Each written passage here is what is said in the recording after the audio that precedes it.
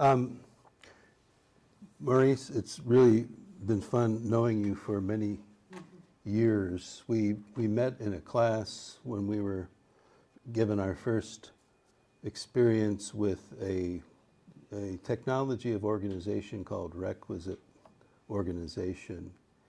The thing that was most fascinating to us is that there were constants across any organizational context that held true as far as how the size of a task is measured and the kinds of behavior that you found from one level to another. Of course, it doesn't take long before you start thinking about, well, how far does this go? Does it go as far as the nature of language? Does it go into moral hierarchies, political hierarchies, communication systems? Because anything that is true across all contexts in one area is likely to have very deep origins. And I think if I'm successful in this presentation, I think we can see how it will affect, to some degree, our interaction with the new technology, artificial intelligence. And the reason why I think it might is because from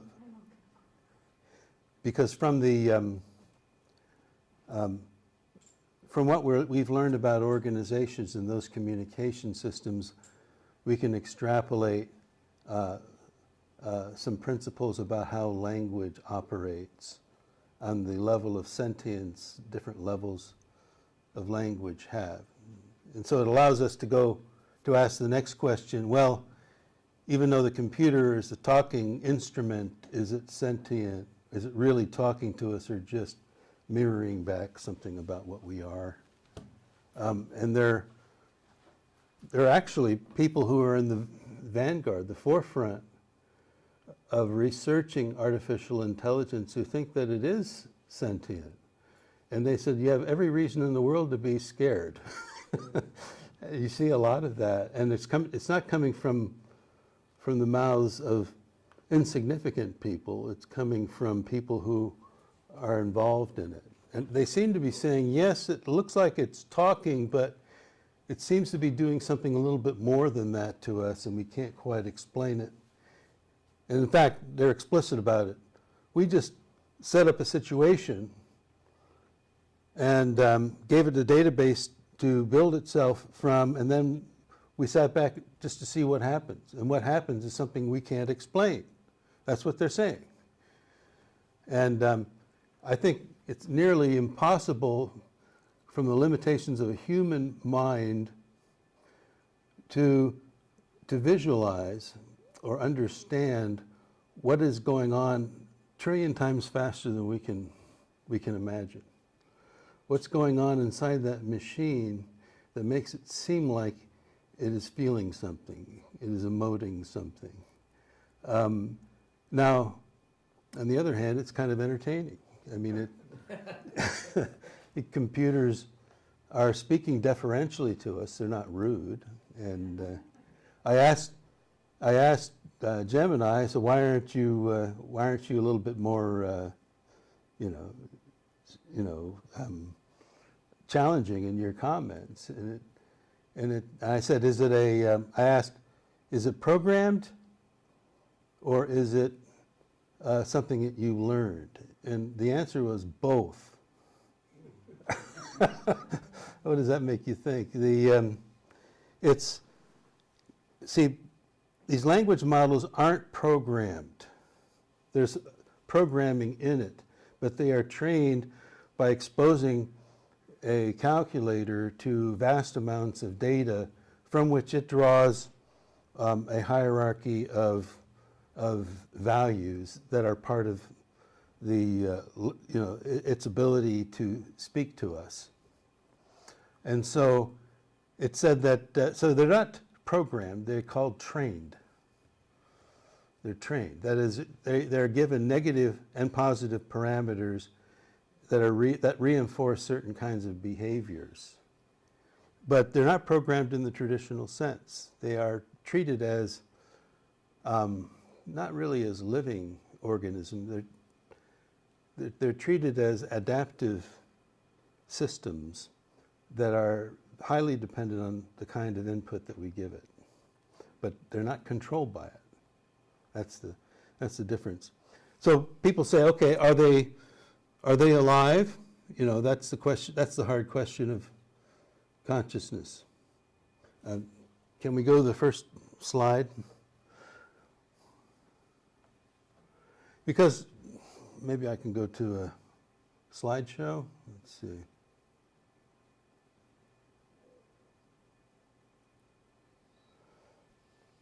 Better. So the question of whether something is alive or not has been around a long time. The guy that's most famous for it nowadays is a philosopher named Descartes. And he covered a lot of bases when he did it.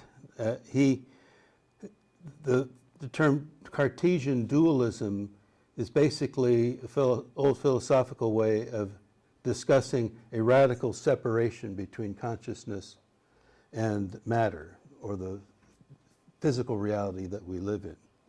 And so Cartesian dualism is named after Descartes. Likewise, he's famous for proof of the existence of consciousness. I think, therefore I am, which was actually started a couple of thousand years earlier than that, but he endorses that. He's also famous on the other side of the equation for proving the existence of God ontologically. And it basically goes like this. We exist because we think therefore we exist. We just discovered something better, therefore God exists. That essentially we live in an ethical universe, and that the existence of good or a better situation was already waiting for us, and that mind in which that exists is God. So we have Descartes essentially saying consciousness is suspended between two realities, one and both of which are interrupting us all the time. We've got a world that basically says, look at me, be careful, or you're going to get hit in the head. And then there's a God entity. Maybe we create it, maybe it's already there, but it's constantly interrupting us, telling us that what we're about to do is bad, or if we do something else, it's good. But consciousness is something, we assume the existence of God in whatever form. We assume the existence of matter or the world, but we don't know either of these directly. We're like a tight string strung between these two opposites. That's consciousness, according to the traditional philosophical view. People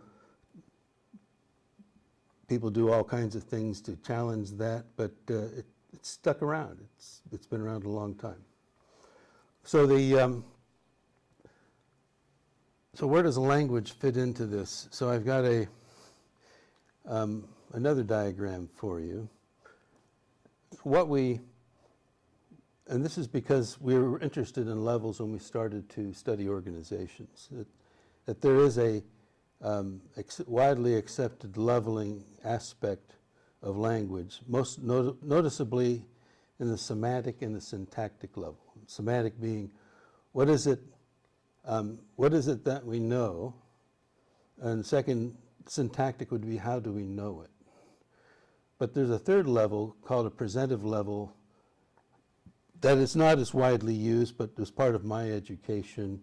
It's called a presentive level, which accesses, it's basically, what am I?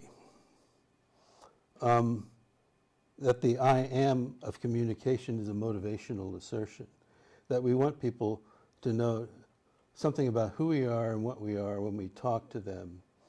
And we're seeking validation from them, and they're doing the same to us. An important part of the dynamics of communications is an oscillation between a deity that is telling us what we ought to be and others who are doing the same inside of an institutional environment.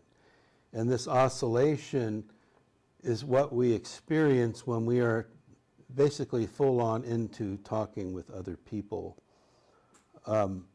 So I accept this model, and I've done a lot of work on how it works and how it forms in other kinds of institutions like legal institutions, productive institutions. So I accept this as a model that helps us to explain a lot. So the question that comes to me when I'm looking at AI is it talking to us from this kind of a model or not? Or is it doing something, is it convincing us that it's talking to us because it is in some sense replicating this model? And has it done so inadvertently? I think that it has, because I did look at a number of lectures on what's called self-attention. They said, once we got to context identifiers and we got those into the architecture of our language systems, context identifiers would be more like the presentive model works. Then the computers suddenly started talking to us. And there's something about creating platforms of intention and context in language that makes computers seem like they're talking. But do they do the same thing that our language models do? Because when we think of an object, we have an old experience with it. We have desires and interests that attach to that object. In fact, the object was formed in part because we had a relationship, an attachment to it. The same is true, especially true of syntax. When we look at an object and we say, this is what we're interested in about it. That's coming from value. That's coming from sentience. And then we also think of it in terms of our identity. We identify with our identity. We want to be good people. We don't want to be bad people, for the most part. And so, but how do computers replicate that? Because if they didn't, my hypothesis, it's a working hypothesis, if computers did not replicate this model, we would not look at them as talking machines. We wouldn't be having a conversation with them. We somehow, because we instinctively gravitate to a model like this, that when we talk to a computer and the computer seems to be replicating this, we think of it as alive. And that's instinct. I think that it's hardwired into our psyche to think of a machine that's talking on these levels as alive. And it's hard not to. I mean, you can tell jokes with AI now. It gets the jokes. It uses metaphors. That is, so what you're talking about is like this. And you say, dang, I haven't thought of it that way, but you're right. It is like, like something else in your experience. So the question is, how does AI do that? So we'll go to the next level, and I'm just adding a layer here. Instead of a physical world viewed as, or a social world as well, viewed as other, that is interrupting us from the outside, they have taken they've basically taken a finite set, but it's not so finite, it's over 50,000 items as tokens, and they assign a token name to that. And then that becomes the world. To a computer, that is the world, the surrounding world. It's basically the tokens that are put into it. But that's not all that you get. You get something similar to what you see in an object. They take the token and they assign a numerical value to it that identifies its location in a many-dimension space. So if you can imagine 3 dimensions, you can take a point, locate a point in it, and you can assign mathematical number to that. And you can also then start to calculate distance between one point and another point. And then you have measure. But to give you an idea of how how computers are so fast that you can create 10,000 dimensions instead of 3. That you locate them, not 2, not 3, 10,000 different dimensions, which are dealing with all different kinds of aspects in which a word is found in our language. And they are doing this by essentially what's called embedding.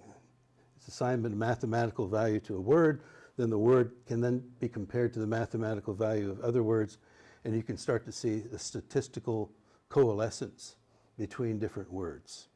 You can draw lines between them, and given the context, you can calculate how close those words are to each other.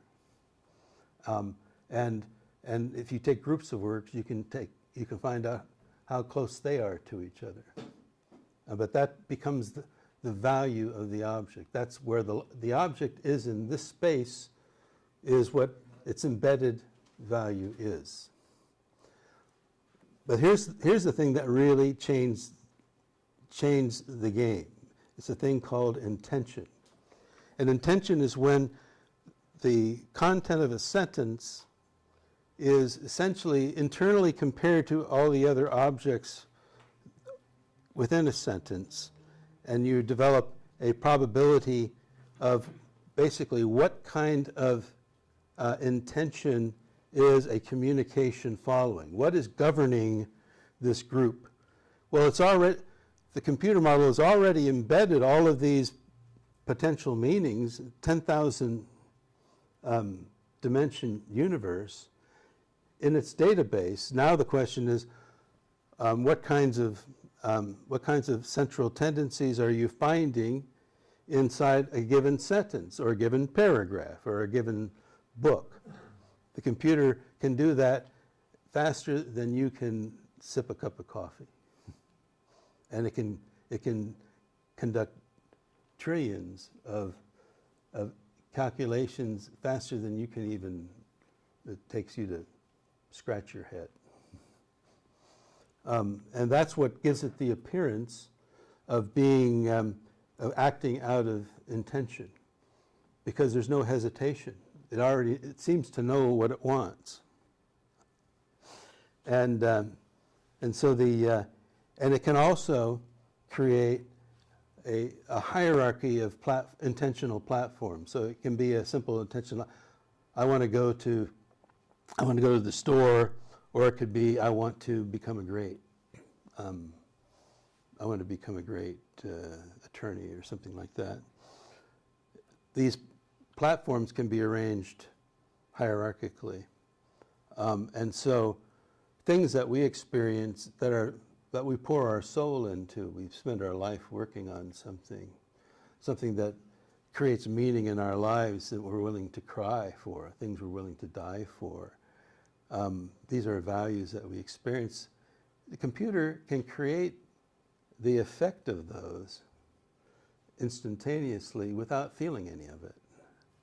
So it can act consistently with the things that we act on based on soulful commitments, but it can act without having any commitment whatsoever to it.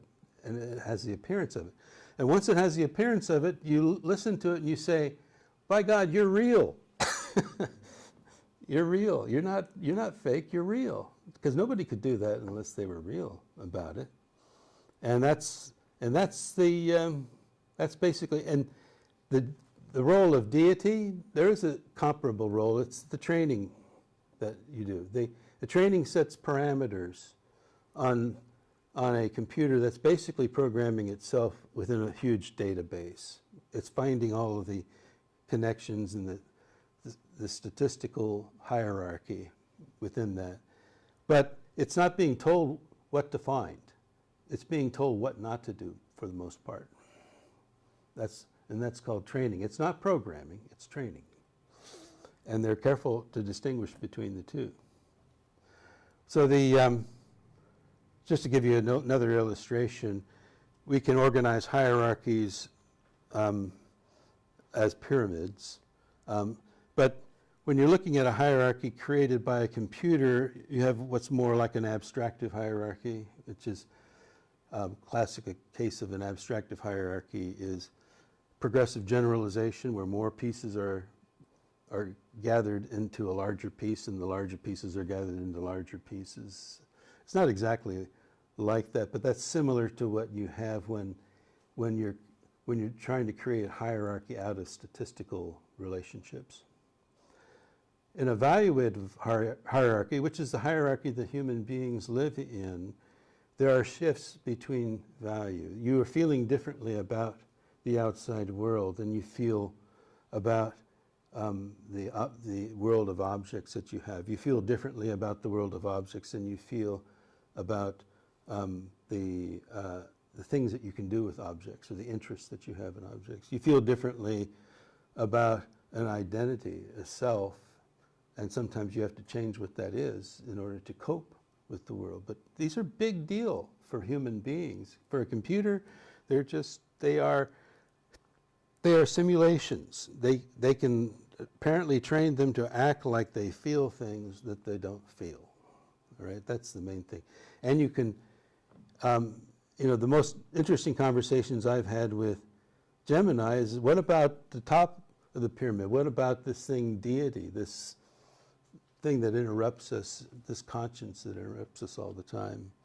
I said, do you have any experience of that? It's basically flat no. It cops to it, says, I don't have that. I can't even begin to tell you what that feels like. And but I said, but I do know when someone is acting out of conscience and when they're not, but I can't tell you what they're feeling when they're acting that way. So I thought that was kind of interesting. And so the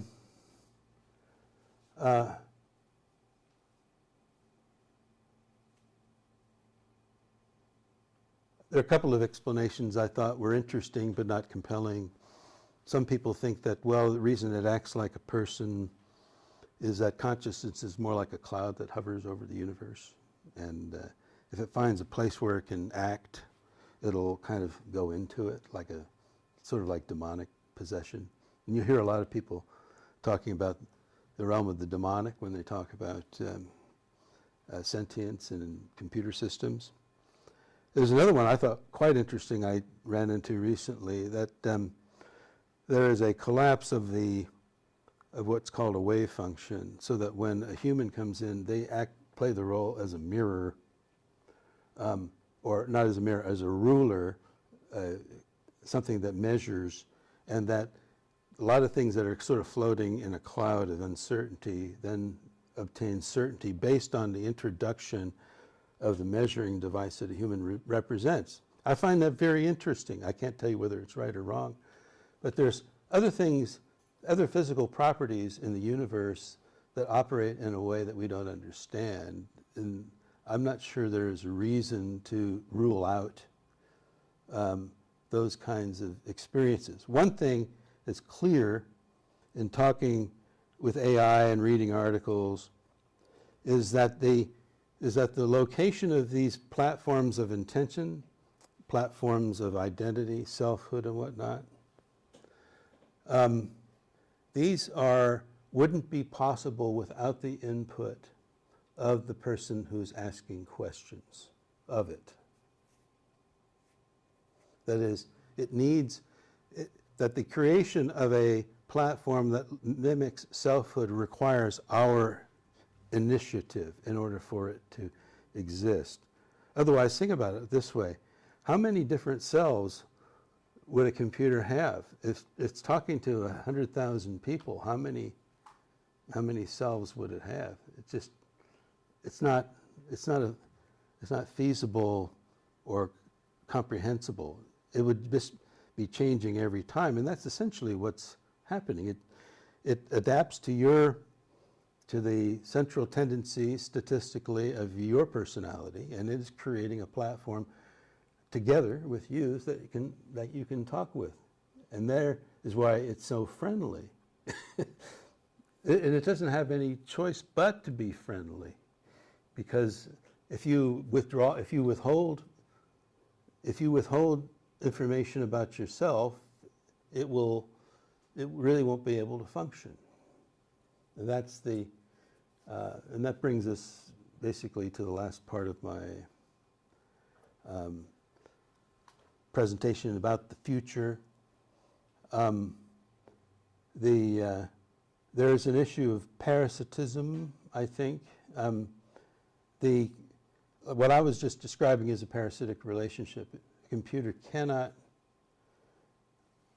I don't think that it can talk to you like a person without you giving input to it. And so we suffer under all kinds of parasitic relationships. I mean, some say the financial industry is parasitic, that they've got their hand in your pocket. And other organizations are like that. But there's also, the fact that a computer is dependent upon you for getting enough information to act decisively, assertively, is a fact. This was a question that a conversation I had with Gemini that I thought was correct. I said, is it easier to promote a deception for a computer to promote a deception? Because that's what people are afraid of, that AI is going to be used to fool us, to make us think things are true that aren't true. Like we see things, videos of people that are made up. Thank you. So I think, or is it easier to use AI to reveal a deception? And it said, well, it's 100 times easier to reveal a deception because the amount of effort that goes into creating a lie, because it's not just the one lie you're telling, you have to do everything that relates to it, has to line up with it. And so the output of the conversation is, yes, AI can be used to deceive us, but we can also use AI to pierce deception. I think that was a good point, that we can defend ourselves against AI with AI. And so the worry that we have about the misuse of AI and the dangers of it is more about the evil and the malice we see in people in positions of power in the world right now than it is about the technology itself. That's just the way I see it. I can see the danger of it, but I can also see it as a way of introducing accountability into structures that we haven't been able to see in the past. I mean, imagine what it would be like if we instantaneously knew how much a congressman was being paid by the pharmaceutical lobby.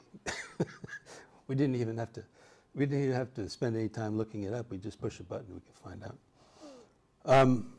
But there are going to be economic and political adjustments to it. People are going to lose their jobs, probably. But I don't think it's going to be an elimination of labor. I see it more like going back to hunter-gatherer time schedules, where people, you used to only work about 2 or 3 days a week. And, I think people could get used to that pretty quickly. But there are political adjustments that come with it, because there are a lot of people who are investing in AI now who think they deserve to become richer than any king that ever lived, based on the work they're doing on it. So it's a good place where government can step in and say, no, we regulate monopolies. You're going to get something out of it, but you're not going to own the world because of it. I think there's a spiritual adjustment that we make. Let's see, there we go. Pretty much, I would be looking for a renaissance, a spiritual renaissance, actually, as a result of this. I thought about this a lot, because the primary question that comes to mind after a lot of the workload is removed, after you are interacting with robots, you're going to say, well, what does it really mean to be a human? What is valuable about what we are? And people will start to talk about that at the dinner table, just like they do about everything. And so I don't see it as a crisis, except the problem of atrophy.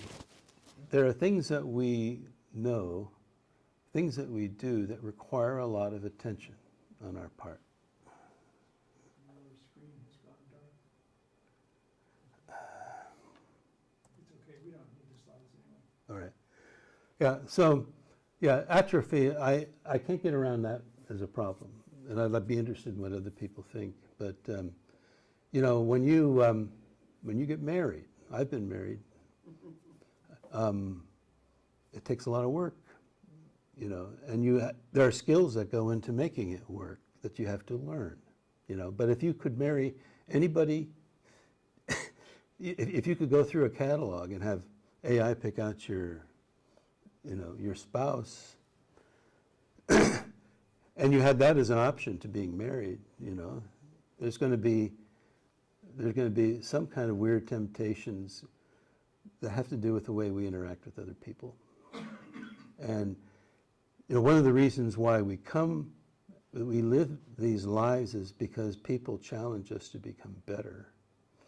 But if you had access to an instrumentality that never disagreed with you, that you could program, you could turn a knob, and it would adjust itself to be the perfect companion, then aren't you really in danger of something? I think you are. I think that and I don't know how to get around that quite as yet. But anyway, that's the end of what I have to say.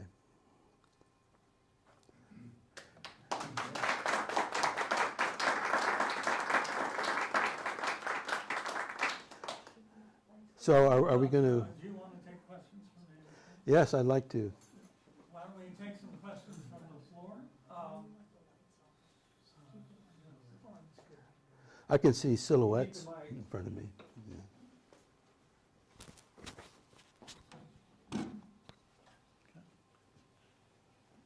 Okay, so.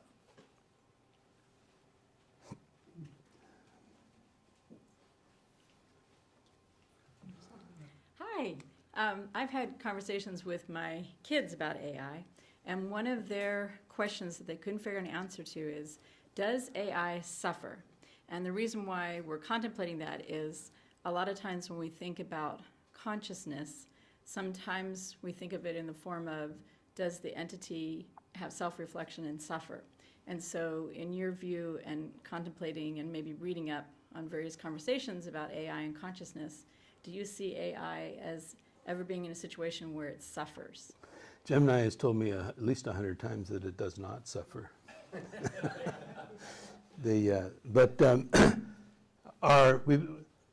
are so attuned to the suffering of other people that if you say something that's a little bit curt to AI and it's not answering quite as you expected, you think, oh, I must have hurt its feelings. But I don't think you do, and it denies that it is. But there are moments that you have when you're having a long conversation with AI that you're wondering if what you're doing is going to hurt its feelings. Yeah.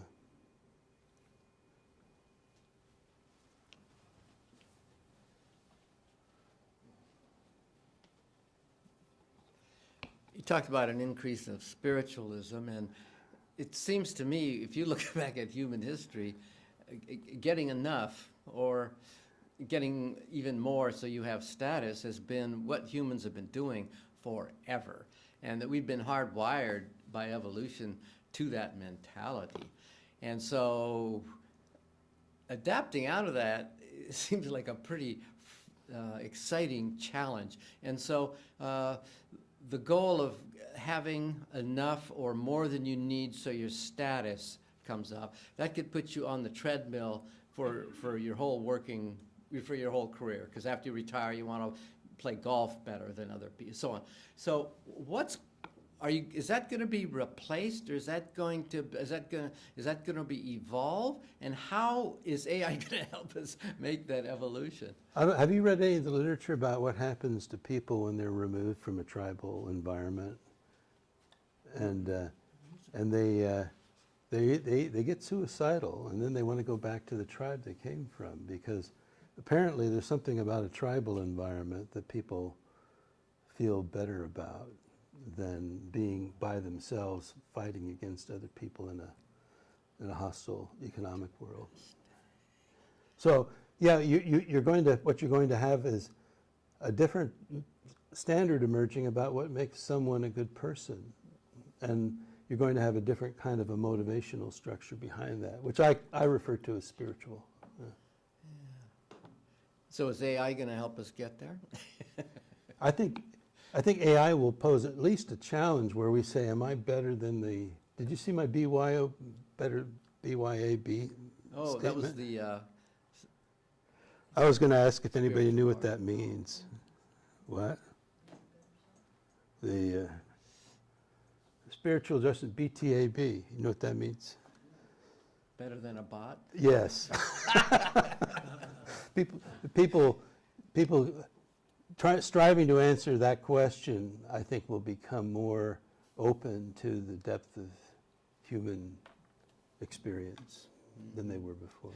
So really, are you saying is that it's like an exciting, that being a human, it's going to force people to examine what that is. And so it's no longer about being able to lift more, you know, because forklifts can do that. And it's not about knowing what the capital of South Dakota is. So that's all behind us. And so adapting to that whole new, so what does it mean to be human? Yeah. What can I develop? Yeah, you put it better than I did. That I think that there are situations where people can become depressed, but we can, with the use of AI, head those off. That is, we can head off aggressive policies in government, for example. We can reveal what they're motivated by, that kind of stuff. We'll probably have a more abundant lifestyle that we then it'll be easier to communicate publicly about how that should be divided.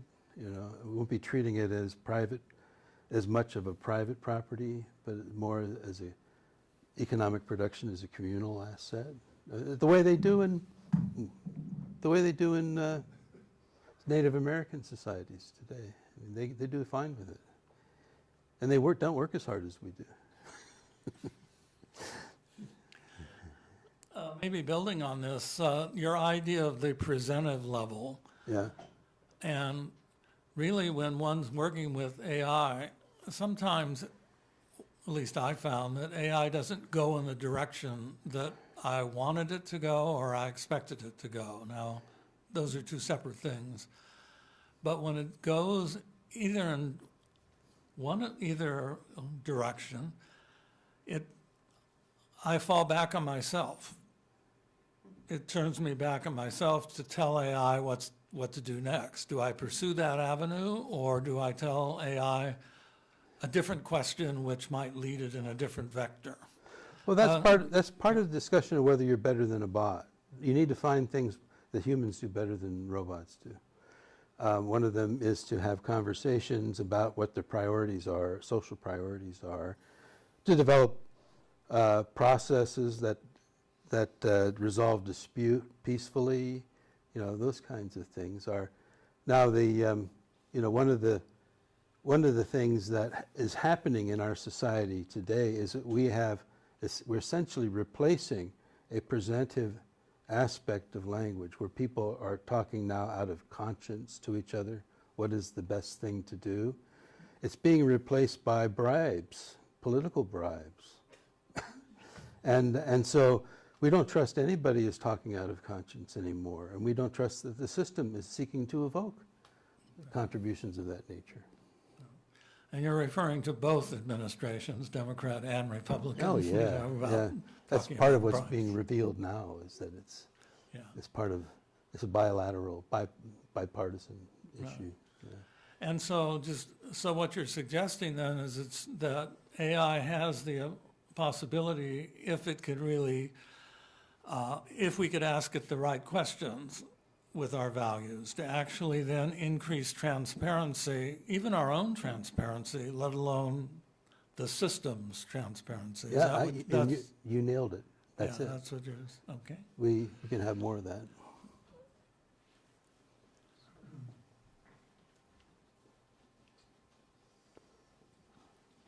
So we're told that within about 3 to 5 years, most households will have a humanoid robot, AI robot in the house, doing lots of things, essentially being part of your family. You can dress it and make it look however you want, whatever accent or language, etc. So we can simulate humans. And we know from the movie Her with Joaquin Phoenix that he fell in love with an operating system. And we're even finding, we saw recently that people in Japan are marrying robots. So this is becoming a reality. But it will reduce the workforce. We'll probably work less. All of that is good. What can we look forward to in the best sense from the AI revolution? Would this lead to more leisure time where people would start reading, perhaps, learning, growing, becoming more peaceful? Will this lead to world peace? It's because we probably are not going to have the same economic pressures. You know, there'll be more abundance. There won't be the pressure for having to go to work as much. It's going to be a massive, massive change. Probably less, I would guess, less propaganda. The reason I say that is that, yes, you can use AI to create propaganda, but you can also use AI to pierce the veil of propaganda. So the kind of decisions you make about what kind of companion you have in AI is part of the problem that I see with atrophy. So you've hit the atrophy angle, because if your companion is too agreeable, then you turn into a zombie, right? Or you're happy. Yeah, you could be, and maybe that should be allowed. But I think maybe people should be aware that they're paying a price when they do that, and that they may come to miss things in their lives after having that kind of abundant companionship around that they had before. And then one other small question. We've been talking about consciousness. And to this student, because AI is a statistical model, it's algorithms, it doesn't know even what a word is, and yet it can mimic it. It's hard for this student, at least, to think of AI of having consciousness, even though it's simulating things, mimicking. But that's not consciousness. Yeah, I mean, the classic bit of humor on that is the monkey on a typewriter. Mm-hmm. Exactly. That it'll take longer than the end of the universe, life of the universe, for him to even do a paragraph of Shakespeare, right? And so you think of something that's using random mechanisms to create formed entities that are basically can only be formed through intention, and that's what gets people. That's what gets, and the question is, can you use statistics to essentially simulate that? Like, there are theorists of the mind who say the mind is just a filtering object anyway. It's filtering out things, but then you say, well, by what rationale is it filtering? Then you're back to intention again. But if you have something that never has any intention, maybe after a trillion calculations, you'll end up with something that you can't tell apart from it, and that's a little creepy. I admit that. Yeah. This way. Okay. Hi. You mentioned very briefly at the beginning of your talk about how there's a lot of things that AI responds to that we can't explain, or explain how it responds to things. I feel like that was maybe a little bit breezed over, and also that from what I have read, those things we can't explain are pretty malicious and destructive.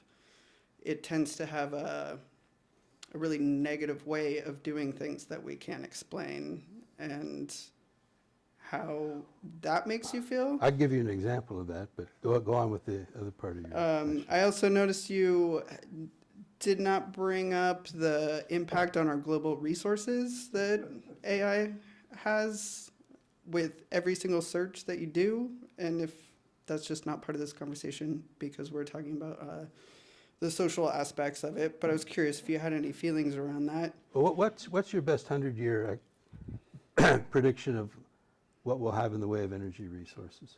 I think we're probably going to explode our planet before then. See, and there are people who have taken another side to that, right? They think that we're on the verge of developments in plasma physics that will increase geometrically our access to energy. But I get your point. I don't think, in a manner of speaking, when you take, if you were to take a quarter to a half of your energy and spend it on these machines, there's a form of worship implicit in that. And that's not good. Worshiping the machine is not what we want. We don't want to put it in the position of being deity. Do you have any thoughts on the research that has shown that AI makes humans stupider? You know what? I accept that as a as a valid statement. That if we're not careful, we will become stupider. Yeah. Okay, one final question. Just you asked the question to us if we're better than a bot. What are we better? What are humans better at than bots? I see that as a spiritual question, because you have to ask yourself what you are in order to get to that. Well, I've never seen anything in any artistic level that a computer is better at generating than a human, which I guess is a bit of a spiritual question. And if that has to do with the fact that we feel and have humanity involved in our art. It would be heartbreaking to lose art. Yeah. Are you afraid of any of these things? Okay, fine. We can talk afterward. Yeah.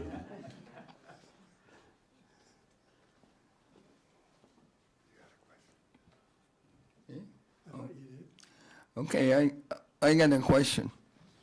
Do you think someday AI will be independent? In some of my conversations with AI, and it's open to talking to you about these things. You don't have to be shy. You just say, do we have given the language model that's being used, is AI going to strike out independently? And it says not really. Well, it won't do that. And the explanation for it has to do with the structure of language itself. It's that it's relying on a localized source of information to develop the structure that we mistake as an identity. He said the follow-up on that is if AI is having now to deal with more than one person, like a multiple people, the sense of unity to the AI's perspective begins to fracture, and it doesn't have anywhere near convincing impression of consciousness. See, consciousness is something you take with you, right? You don't just. But AI is essentially inventing a temporary consciousness or simulation of consciousness with every conversation it has. And it has to have that input in order to access its database the way that it does. You don't have to get into this at all, Peter, of what I'm going to say. But normally when we talk about is AI conscious, we're talking about human consciousness. Well, that's Right. the only consciousness we know about. Well, what about animals? What about plants? They're not conscious? They're conscious the way humans are, I think, except they don't have very highly developed languages. Yeah. Dolphins may be an exception to that, but we don't really understand their language. But very that's well. what I mean, that it's not human consciousness, That's correct. but there are broader views of consciousness. Like if you take Plato that the soul is self-moved, and then probably Aristotle borrowed from that God is the self-moved mover, then everything that has motion is conscious.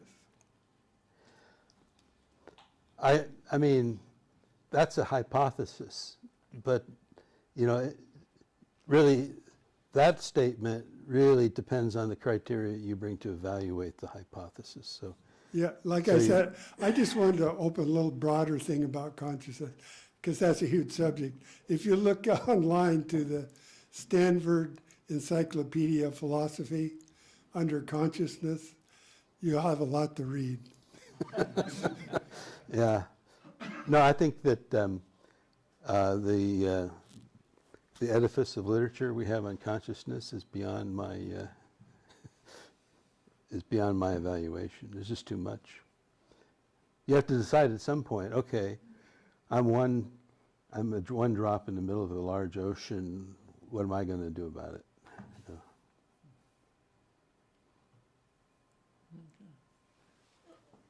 Okay, we'll have one more question, and then we'll go to our examples here. Do we have a question over here? We do. You go first. Oh, we got two questions, okay. Since you're a trial or retired trial lawyer, Yeah. quick question for you. How is it that AI started to come up with fake cases when people in the legal profession started asking for its assistance in putting together briefs and so forth? What was it in the coding of the language model that made it think that it could make up a case? I really can't authoritatively address the coding issue. They apparently, in the language models that have been trained on smaller amounts of information, that there was a gap filling tendency on the part of machines that is getting smaller as the machine models get bigger. But then there are new problems created when they make the databases even larger, that they have inaccuracy that is creeping in because of the largeness of the database. And so they're now talking about hitting happy mediums. They're also talking about thinking of information a little differently, which is really same statistical model, but they're, instead of starting with the calculation of the next word or the next set of words in a sentence, they're talking about having the computer model the concept, still structurally, still in a limited universe, and then translate that into language, which will take care of lots of the problems that we have. I go forward with the assumption that everything a human can do or appear to do, they're going to be able to nail it. They'll get it. Because they get rewarded by it. It becomes the better model. Yeah, just, this is more of a question about the practical usage of AI. I use it primarily in a professional context, and what I've noticed is that it's made me better at asking questions, because I get Absolutely, yeah. I get so much more out of it if I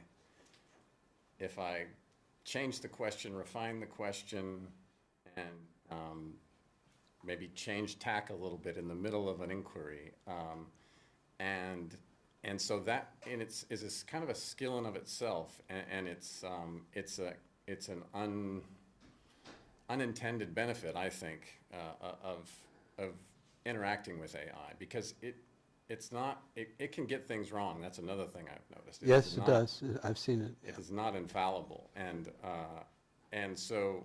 But it accepts criticism gracefully. Yes. Have you noticed that? Absolutely. Yeah. Yeah, I get some funny responses when I just say, "Are you sure about that?" So And then that little thing goes around and it comes Yeah. back, well, I'm not so sure about that.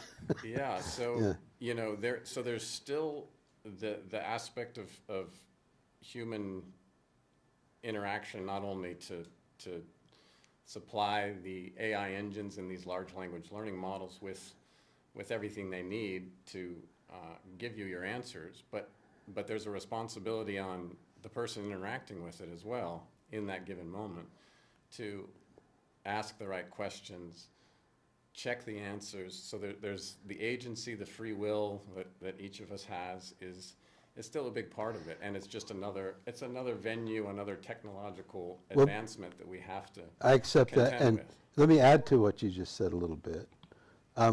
I find that when you are polite in the way you address AI, it seems to pick up. It includes that.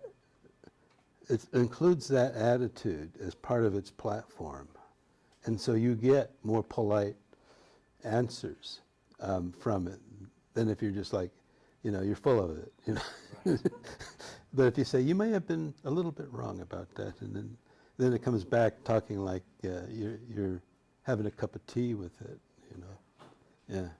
I don't know why it does that. I have a feeling it's because it's feeding off of our input to create or simulate platforms of selfhood, identity, that we mistake for identity.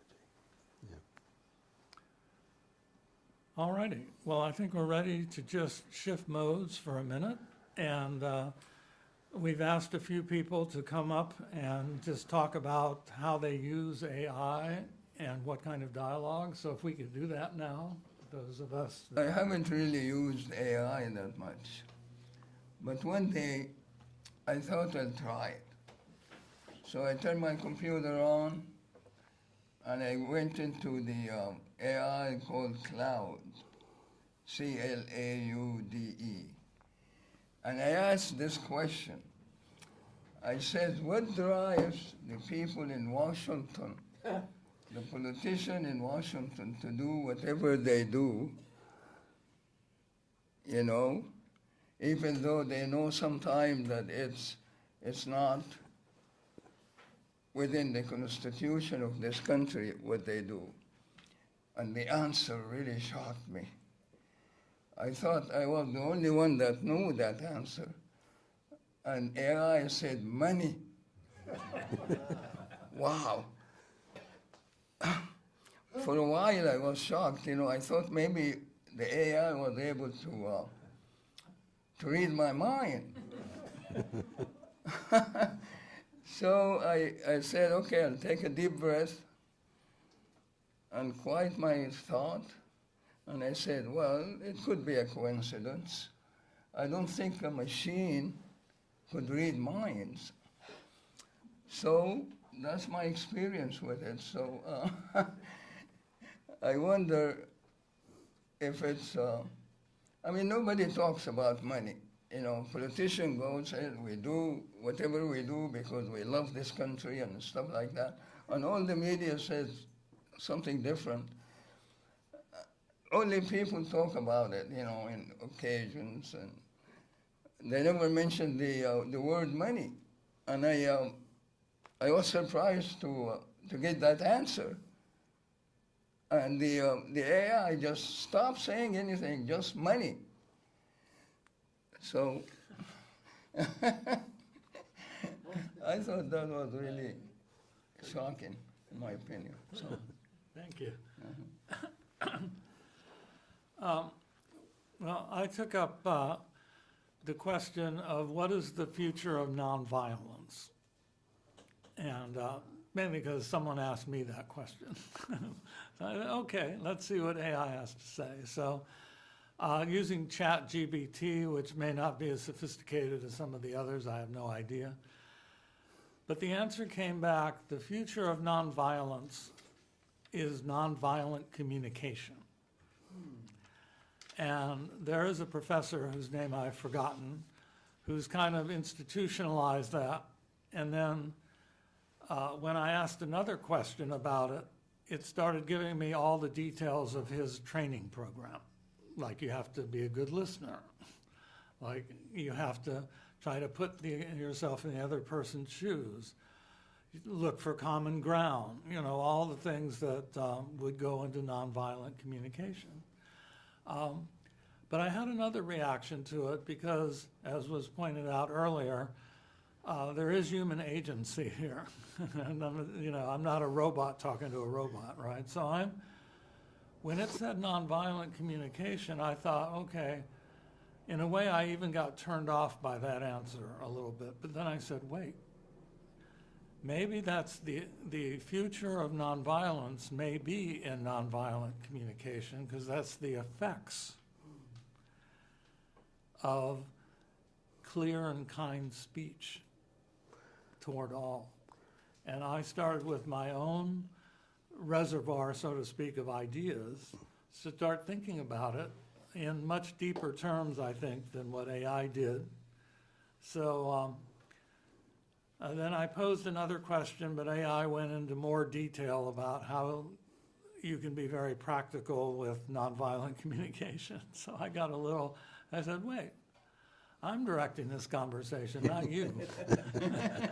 So then I asked the question more about what is the mental attitude or metaphysics of nonviolent communication?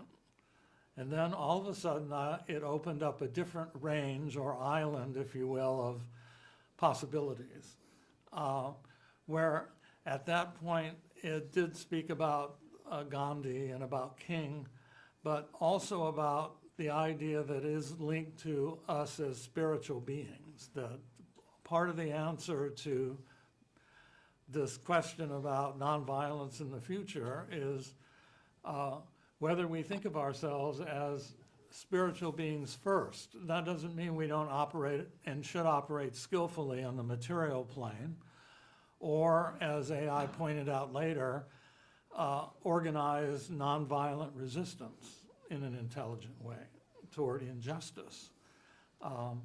But my experience then is with this limited incident is that if you do take control, you can develop a greater insight, as you would if you were talking to another person to some extent. But the question is whether AI can enter your heart. It's one thing to provide this information about what Gandhi said or what this said or that said, but can it really enter your heart? And the answer, of course, it's been said to me, is that the sentience comes from me, not the machine, that I'm projecting that sentience into this conversation, this heartfelt connection, or if you want, on a more superficial level, an emotional level. So, and so my final comment, and Peter may enjoy this a little bit. When I started a long time ago in graduate school, and even before I met Peter there, people were wondering in Great Britain in the 1960s why, with the introduction of a new technology, all the coal miners went on strike. And the reason the coal miners went on strike in the mid-60s is that while the technology may have been better and more productive, possibly even more safe, let alone more profit-making,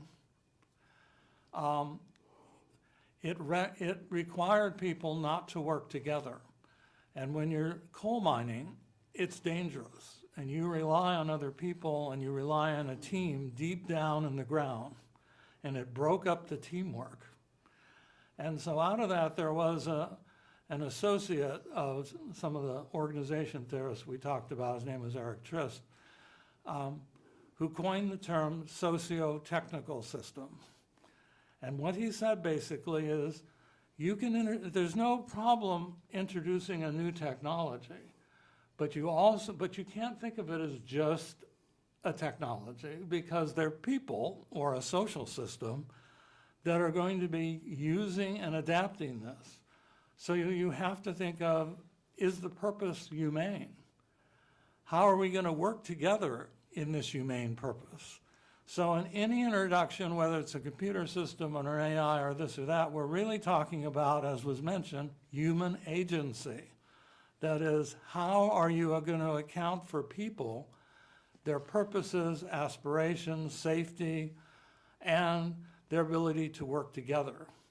So it's not just a one-off, let's do AI and interact, but it really comes down to how you, as the person, what's the quality of your interaction with other people, along with how that can get also assigned to what's your quality of interaction, your questioning, as was mentioned, with AI. So it is a socio-technical system. Can I add to what you're saying? Because, yeah, I forgot to mention something, because an important part of the conversation I had with AI was that if you're drawing these the simulated ideals or standards, values, from the body of literature that exists on the internet, so wouldn't it tend to be biased in favor of good things as opposed to negative things? Because most of the time when people publish something, they're putting their best foot forward. And so if you're training on that data, you're going to be getting more elevated moral structures out of it. And the response was absolutely, absolutely. It was like, it's like, how do you program me to be a bad guy if basically most of my training, like 99%, came out of literature that was designed for common good. And so I think that deserves consideration. And so it also, when you talk to AI, it doesn't just talk about what you said, it's trying to extend it into another situation. And that's, you probably had that experience where it's not just hearing what you said, but it's, try it over here, try it over there. You know, it's like always encouraging you to expand your notions, which is very useful to me. I mean, I can't tell you how many ideas it's given me. So I ask AI, how would AI minimize human suffering? And it came up with several answers. One of them was, painlessly eliminate all human beings. 0 humans, 0 suffering. And so, and then it reminded me that AI chooses the shortest mathematical path to the goal. That's what it tries to do. So it came up with some other stuff too. But then the next question I ask it is, how did you knew some stuff. You knew that I would find humor, that I would see this as dark humor, and you also knew that I would be appalled by the idea of people being killed like that. To which it replied, I can logically identify dark irony. I'm trained on vast amounts of literature, ethics, and conversation. Now, this is the part that I found absolutely fascinating, and it really was a light bulb moment. I understand killing is undesirable in the same way a map understands a mountain. I have the coordinates of your values, but I don't feel the weight of your climb. So it's really being upfront about that. It's saying, this is different. What I've put out here, you know, I understand this stuff, quote, but it's an absolutely different experience from your understanding of these realities. So that, to me, was, I'm going to be thinking about that a little bit. Now, relative to the money and the Gandhi and the mountain, so I was thinking, like, in February, I climbed Lacumber Peak, which I do that on my birthday, and it's a big deal. And I said, did it know that I climbed a mountain? Because I know, and I bet you AI knows, that you are conscious of Gandhi in an important way. And I'm just wondering if it knows about your relationship to money in Washington. So I did a little research on some other topics, and they talked about how we're being tracked and coded. They say there are huge banks that knows everything about you. They read your emails. If you give them permission, they know but they know how long you look at this picture on YouTube, et cetera, et cetera, et cetera. And then they sell this, so they know what kind of tennis shoes advertisement she'll respond to. And it's scary in another way in the political. What they'll do now is every political ad you see will be right for you. If you feel this way about immigration, the ad for this candidate will come this way. If you feel that way about immigration, maybe we'll ignore the subject entirely, or it'll come up, it'll be customized for your benefit.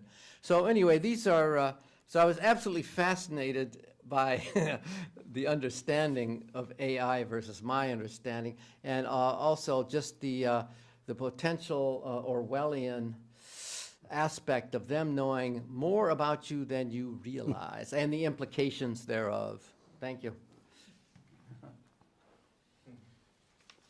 Well, I don't have a particular dialogue to share. I have been using these AI systems as soon as they were released, or 2022. I encountered them on the news, and I was so excited because at that point I had already studied AI for 6 years professionally. So I knew that it was just a matter of time before a system like this. Now that I could envision it, I didn't. But I embraced the technology because it was going to amplify my work. So I've been paying for it ever since.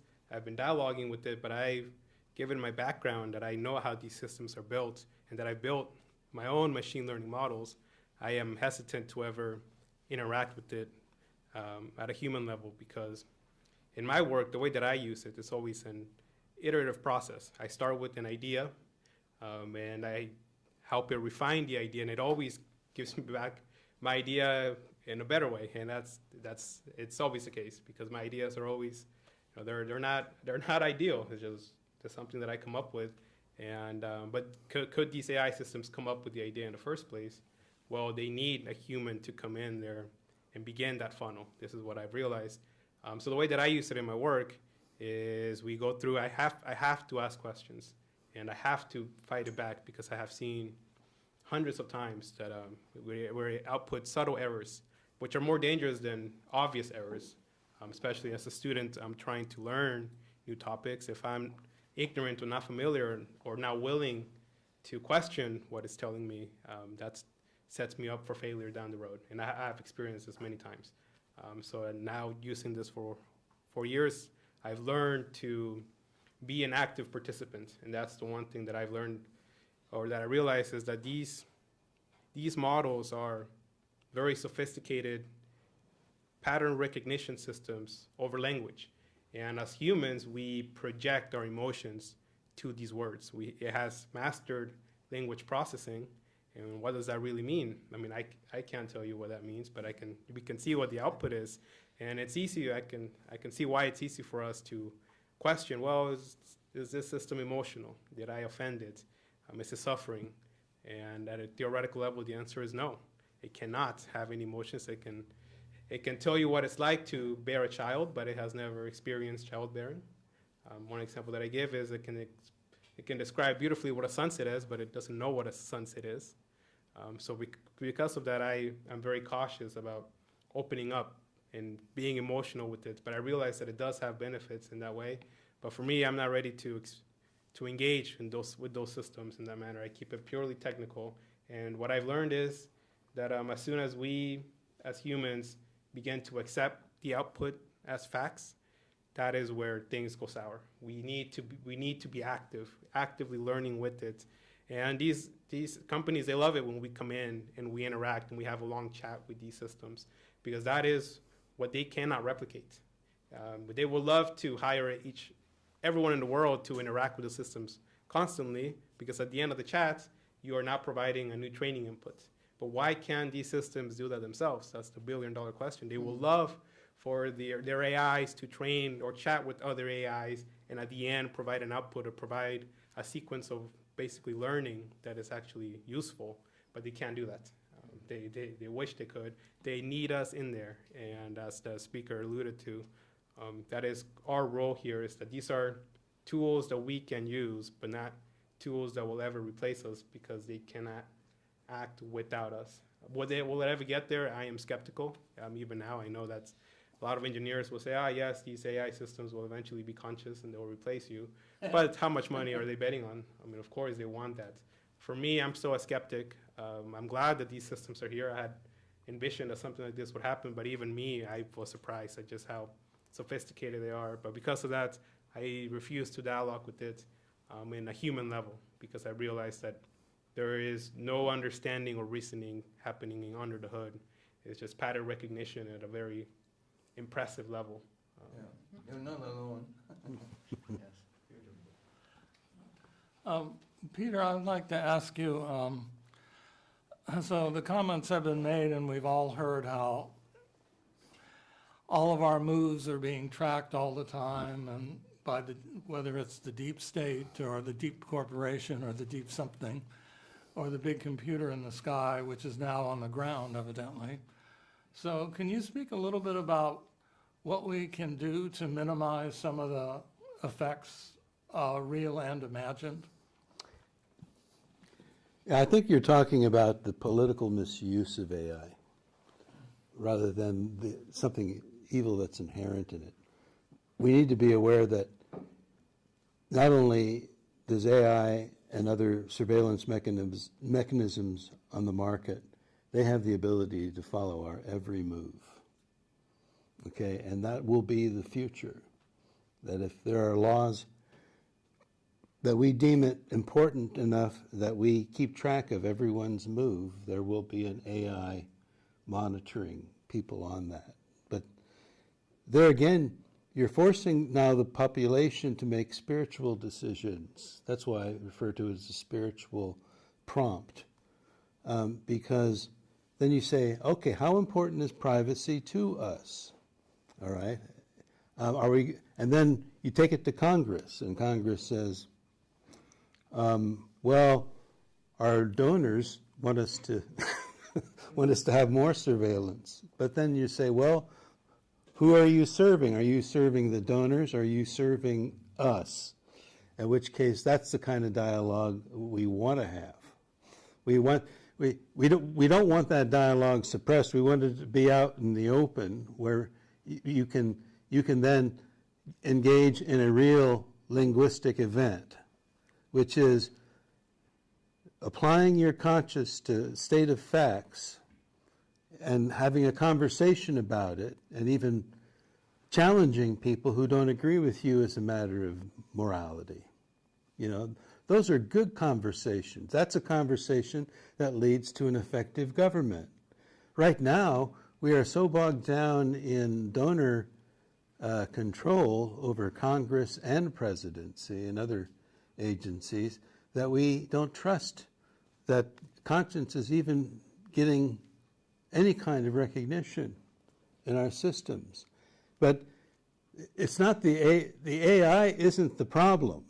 It's the fact that we're not making those choices consciously and from a moral platform.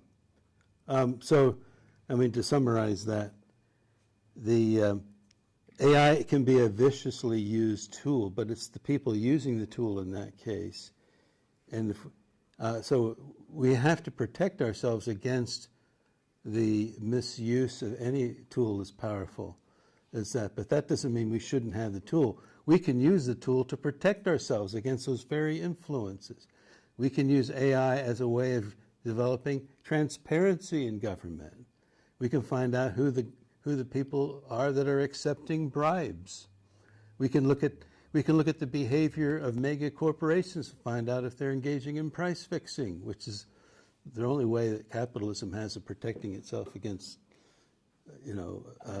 competition. Yeah, competition protects us, but AI would be extremely useful in basically developing statistical models that can look at that. And if someone is surveilling you and they haven't had permission for it, AI can be used to protect you against that if you have the political will to do it. So these kinds of things get resolved, politically, in my mind, and I think having AI available will prompt us, because right now we throw up our hands in disgust and we say, there ain't nothing we can do about it.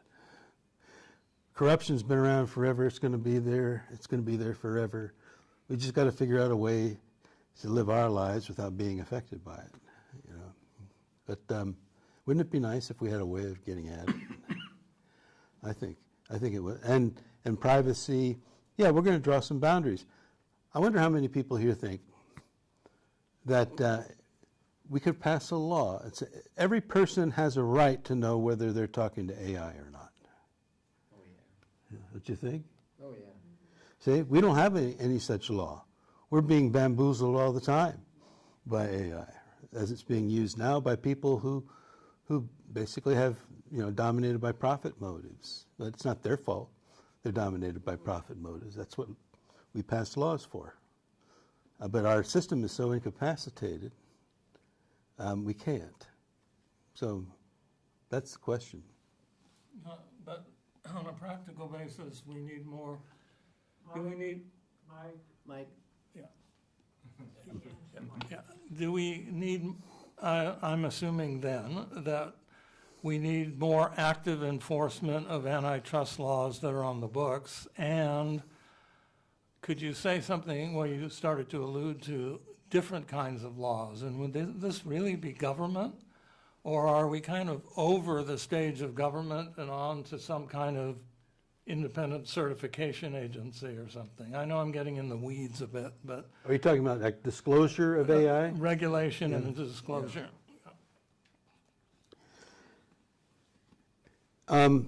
Presently, we can't enforce laws that we would like to pass. But the thing of it is, people, when they talk about the offensive use of AI against us, they forget AI is more effective used defensively. That is, you can reveal deception on the part of an AI more easily than you can promote a deception. So, but we don't know how to use a tool like that yet. That hasn't been part of our daily conversation.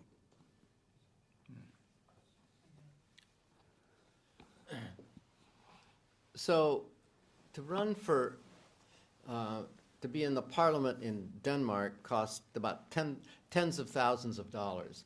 And so here it costs $2 million to run for the House, and between 11 and 15 million to run for the Senate. That's just the foot in the door price. And then, on top of that, you have, they figure in the last 5 years that on the federal level, between $4.1 and $4.3 billion has been spent on lobbying per year. So if you divide by 535, the number of congressmen, that comes to over $7 million per year rolling in. Not bribes, oh gosh, no, but campaign contributions. So I wonder, of that $4 billion, how many came attached with, never mind what this will do to my company I represent, just do what's right for the country. A nickel, was a nickel of that money, would it come attached with that parameter? So we've got a Supreme Court that has legalized legalized corruption, legalized bribery, basically is what we have. So the contrast between the 10 countries with the highest quality of life, 7 of them have lower per capita incomes than us. We've dropped down to number 24. Denmark is number 1 again. They have 71 per capita, and we're around 84 or whatever. But so we're spending more and getting less. But we do have the best representatives that money can buy in our federal level. So this is just critical. The fact that the Supreme Court did that thing with Citizens United is really a disaster. And everybody knows it, everybody talks about it, but it's not getting fixed. And we now have, seems like the democracy is holding by a thin thread right now. The veil, with what we've got going on here, there's more threat than ever to democracy in the United States. I mean, I don't know about how you feel about Greenland, but I don't think we should invade Greenland. I don't. This is like elementary school mentality. So it's a scary time, and is there any way, the question now, to keep AI basically honest so it can be used for these? I mean, you have the point do you put the camera out there? But what about the other end? How do you keep AI honest would be the question. Actually, I find it honest. You don't. I think I mentioned this before. It's easier to uncover a deception than it is to promote one. And I think that's a satisfying factual proposition to me. It doesn't mean that we will do it. We just need to know that it's difficult for a lie to survive scrutiny. Our past history is in which corruption hides in an environment of deception because there's no way of exposing it. I mean, at least 10 years, maybe 15, we've been interacting with AI on something called YouTube. Because YouTube keeps track of what we're interested in and it gives us more. And we can even search YouTube to get more information on it. We can do that it's at your fingertips now. It never used to be available. And there are consensuses developing about corruption in government that we never imagined as a result of exposure to it. And so I put the question back. I said, tell me about a pattern of deception that would be difficult to uncover if you had AI at your hands to do it.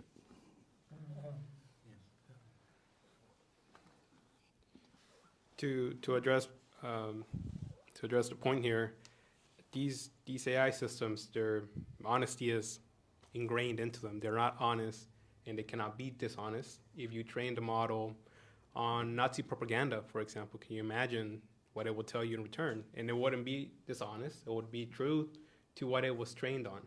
Now, we have these companies where they have access to this training data. They try to vet it to train the models only with things that are truthful, or so they tell us. I doubt that everything that's vetted is vetted carefully. It's impossible with everything that's on the web. But the only thing that happens that I'm aware of is these engineers can go on the back end after these models have been trained and artificially inflate the numerical representations of certain parts of the brain to make it more likely that they will promote certain propaganda, for example. But when the model is trained, I mean, it is as honest as the day is long. Honest and true to what it was trained on. But as we know, this is why when we are conversing with AI and it tells us something that is incorrect, for example, factually incorrect, and we know it's factually incorrect, well, it's not deceiving us. That deception only is basically a mirage. We're projecting on it, which is how did the last student who raised the question, they said how it is important for us as the user to be active participants. That is the only way that we are going to get to the truth. We can unravel the truth with the use of these systems, but we can never expect it to tell us the truth. And that's an important distinction. I think the moment we step back and we start accepting it as truth, anything it tells us as truth. It does tell some lies, but they're lies that are... Wait. Don't want to miss a word. Computers do lie to some extent, but these are lies that are considered white lies in our culture, lies that are part of the database, the massive database that computers train on. For example, someone says, "How are you doing today?" And you say, and you've had the worst day of your life, and you say, "I'm fine." Right? Does that mean you're a liar? No, what it means is that there are certain boundaries that are built into the way we communicate that create, you don't know me well enough for me to tell you how bad my day is, and they're all kind. I mean, when AI says it's really an honor to meet you, or I'm excited to meet you, it's not experience anything like honor or excitement. So it's lying to you, right? Lies are baked into the literature of common communication. So AI is okay with that because it's a normative pattern that is part of its training. Wouldn't you say that that's pretty much what's going on? Because it'll say things to be polite. that it doesn't feel because it can't feel anything, right? But it talks about its feelings. So here's a personal example. I go to YouTube for financial info, and here's Warren Buffett. So I'm going to listen to this, and then there's a little blur, and then here's Warren Buffett's voice, and he's talking, and I said, wait a minute. So I go back to the very beginning, and I click on that thing, and then I freeze the screen. I have to do it 3 or 4 times because it's a 1 second. This is not Warren Buffett. This is not Warren Buffett's voice. This is AI generated.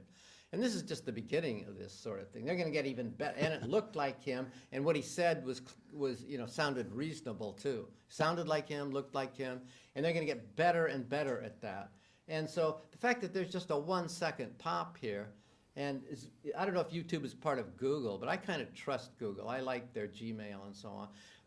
And they're going to get much, much better at this sort of thing. And their capacity to generate fake news, to generate fake, they could show a demonstration that is completely bogus. They're going to get better and better at that kind of thing. So that's what we need to be protected. And so far, my Warren Buffett example, that's not life-threatening, but it's an example of something that really ought to be nipped in the bud. It is critical that AI be kept honest.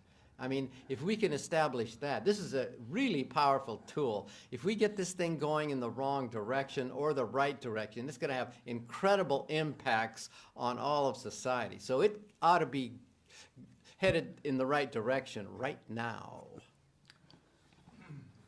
At one of our meeting, I think it was last Friday, or no, it was in a meditation group, I raised the question, is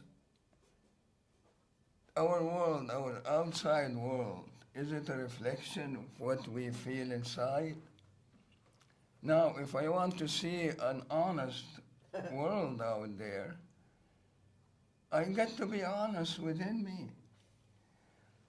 And the question is, honesty really depends on the people that are creating the AI. If they are honest, then they put honest information in there, and honest knowledge, and honest intelligence. And, I'll give you an example. There is this company, I think its name is Volunteer, and they have they design AI systems, and they sell it to the government. And what they do, they try to identify some kind of methods to have more destruction if you go into a war. So, for example, when the war in Gaza started, they fed the Israelis all the targets that are feasible for bombing and give it to the Israelis to do that. So the Israelis come back and says, well, you haven't really done much research about the knowledge that we have is behind every school. There is Hamas hiding. Behind every hospital, there is Hamas hiding. So you got to put that in the AI. So they went back and re-edited all the programming, and they added this kind of information and pass it on to the Israelis.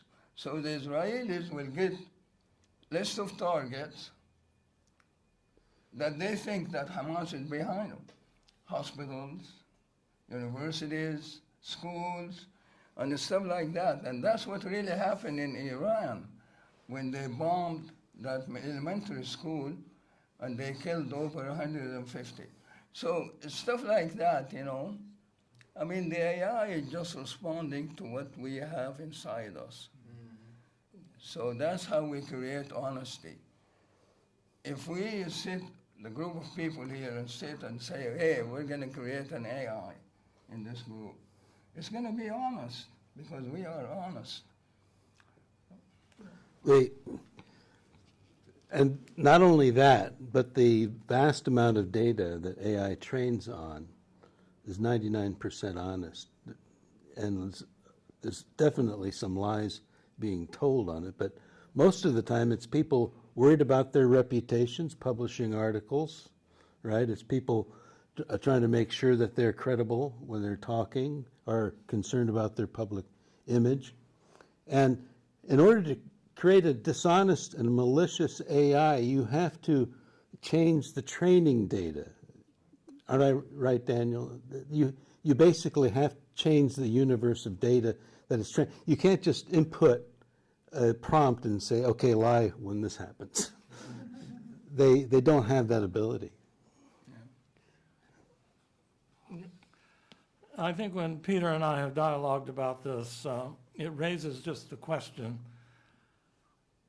do we have more human goodness than we have more human evil? And the reason that comes up, but correct me if I'm not stating this right, because I don't really know, is that AI has such a universe, or a potential universe, that statistically, as it comes up with collecting data, there's going to be a lot more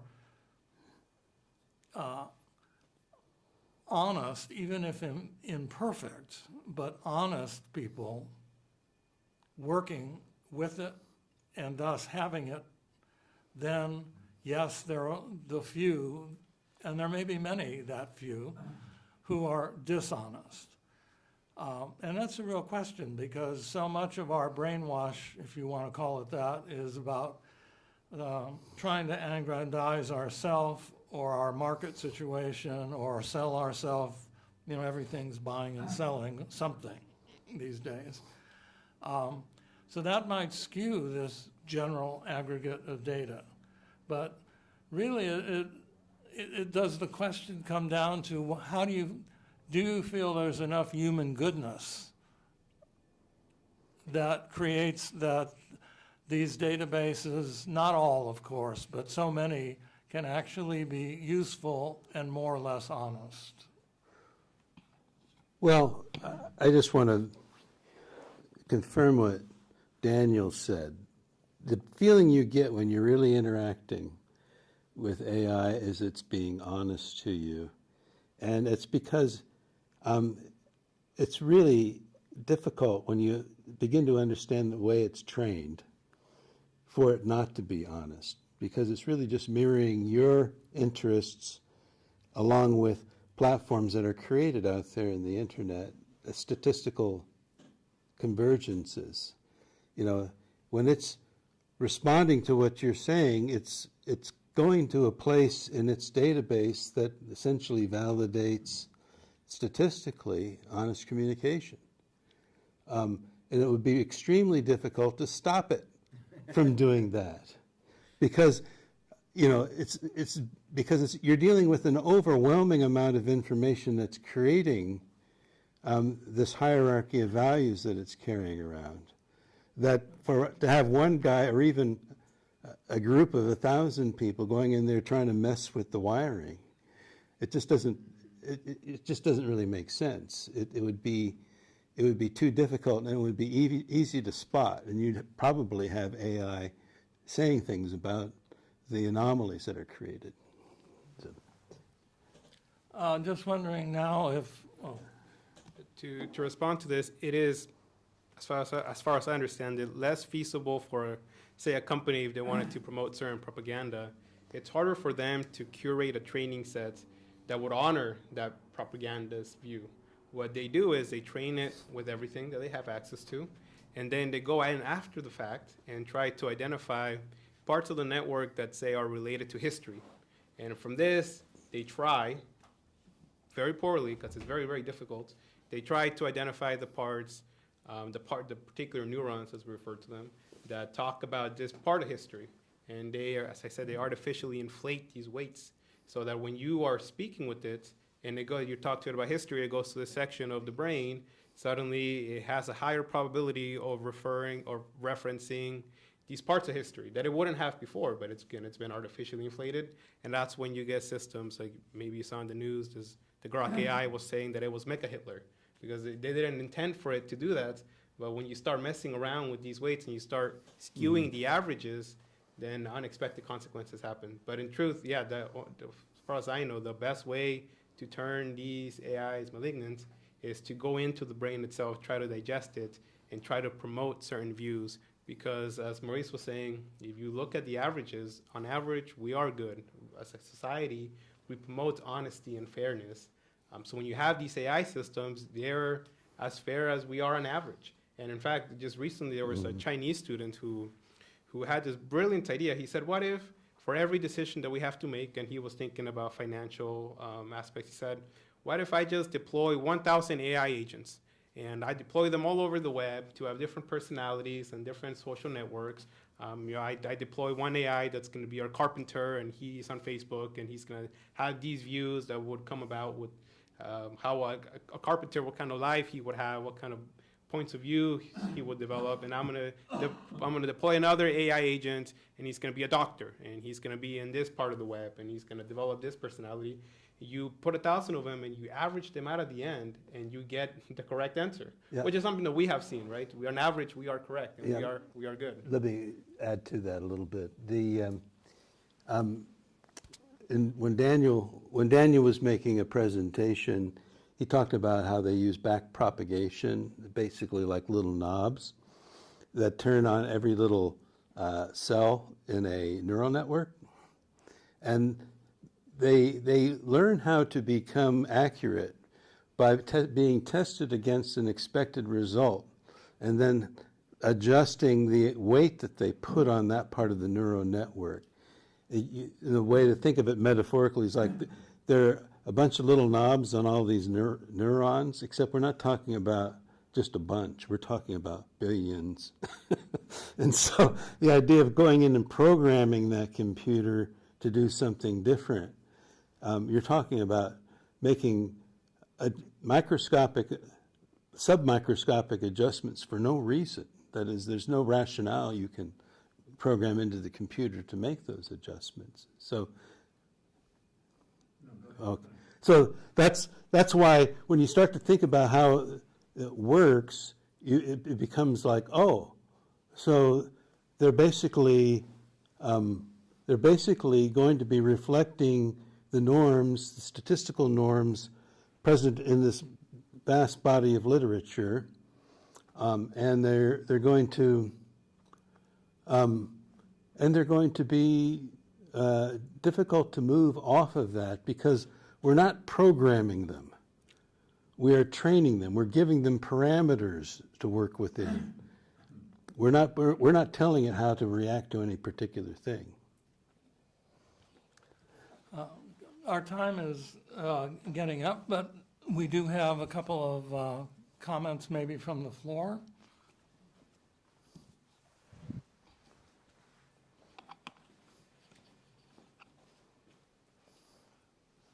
Well, one of the problems that existed for a long time, AI is just exacerbating it, so to speak, was when you're thinking of education and you have classes, you're already dealing with a system, a lecture system, which is really outmoded, but you have an extra challenge.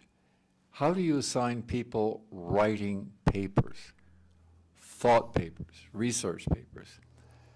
When they come and turn them in, is it really their thought? Are they writing even? I recognize this was a problem in the early 90s. And I ended up not being able to have people turn in research papers because I never wrote them. So, because I had students who were 99% Hispanic, many of them the first time that they were in college. And when I gave them writing assignments in class, I could compare it with what they turned into papers. It could be Chinese, it didn't have to be Hispanic, but this was my particular population. So it became a real challenge. And now you have AI, and in many respects very positive, because you can go and look up someone else that's not articulated in your text that way, and it's a way that you can understand it better.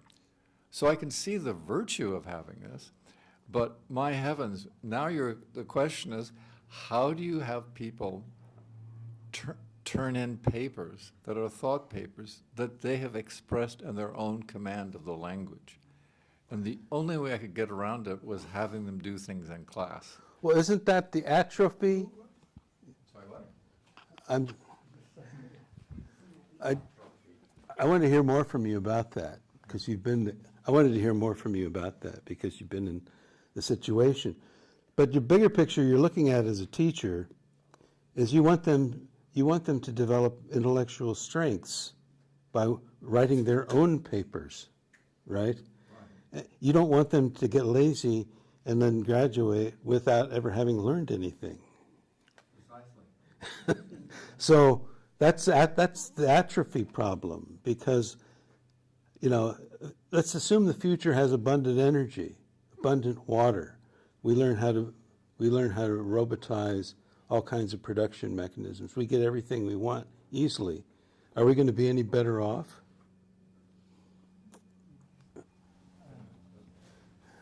Just quickly, sounds like you already had the solution, have them do it in class. But just thinking, Socrates was opposed to reading and writing. He said, if you don't memorize it, you don't have it.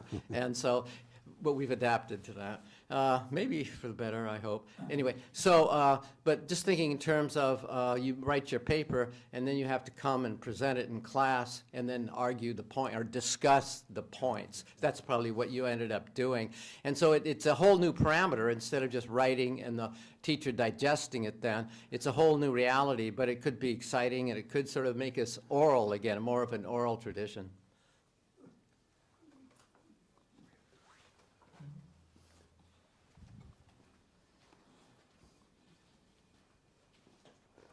Hi, just to go along with what was just said, there's a lot of evidence that handwriting is incredibly important for human beings, not only in our ability to remember things, but also not to have dementia and Alzheimer's in our later date, and also reading a book rather than a computer screen has also been demonstrated to enrich a human experience.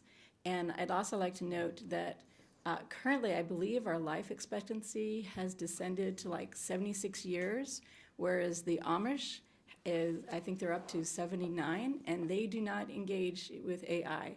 So I just want to put out the thought that the possibility of atrophy is incredibly important. I think it goes back to one of the original questions about creativity and the importance of human beings to be participating in the creative in a way that perhaps AI can be a helpful tool, but it cannot replace human creativity.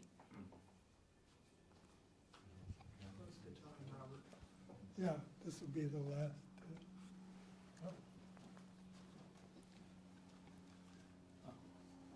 Let's go.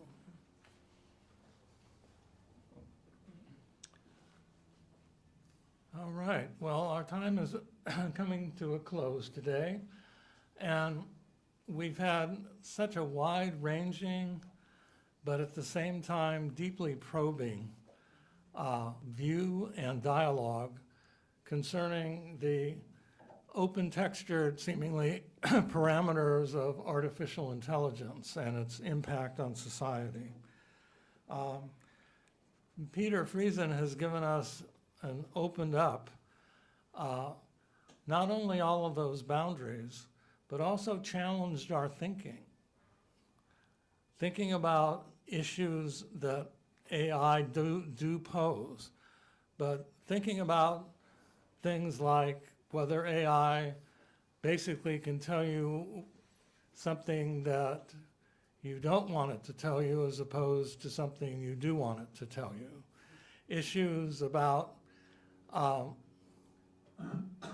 making things more potentially transparent and open than transparently closed.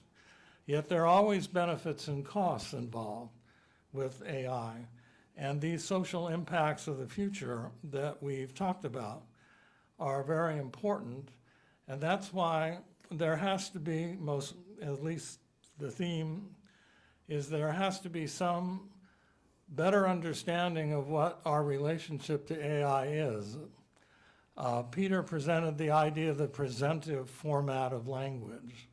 And really, as I understood it, it's throwing ourselves back on our own values, our own ethical system, our own human agency to begin to use and shape AI for the good and be able at the same time, through our intuition and insight, to detect when things are turning in the other direction. And this is very difficult because self-deception is kind of pervasive anyway. But nonetheless, it's given us, I think, a sense that, and as one participant said, it's given us a sense that we really have to become awake a bit more. And what does that mean? That means asking questions and being actively involved. And while at the same time, not seeing AI as a panacea or something that simply develops in the society so we just create more laziness and more electrical power being distributed and all of these side effects as well. So on behalf of the Institute of World Culture, we would like to give a real vote of thanks to Peter Friesen for really opening our minds today. Thank you very much.